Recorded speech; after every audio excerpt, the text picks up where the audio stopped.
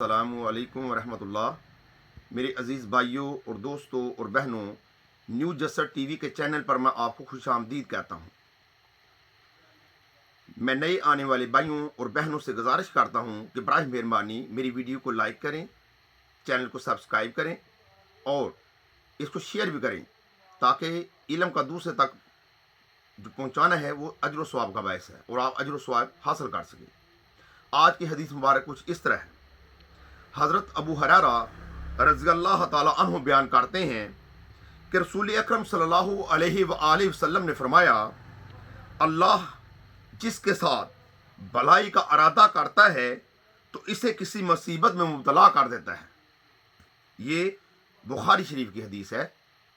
मेरे भाइयों और दोस्तों और बहनों, ये हदीस इस बात को वाज़ेह करती है कि अगर किसी पर कोई मुसीबत, कोई परेशानी, कोई तंगी, कोई तंग दस्ती आ जाती है तो उसे परेशान नहीं होना चाहिए।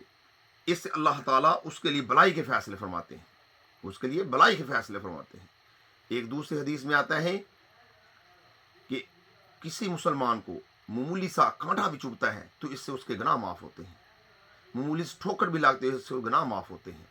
अगर मुसलमान को मामूली सा बुखार चढ़ता है तो इससे उसके गुनाह ख़त्म होते हैं।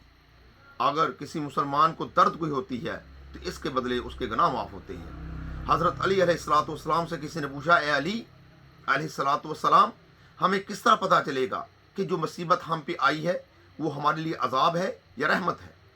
आपने फरमाया कि अगर उस मुसीबत और परेशानी में तुम अल्लाह को भूल जाओ तो ये तुम्हारे लिए अजाब है, और अगर उसमें तुम अल्लाह को याद रखो तो ये तुम्हारे लिए रहमत का बायस है।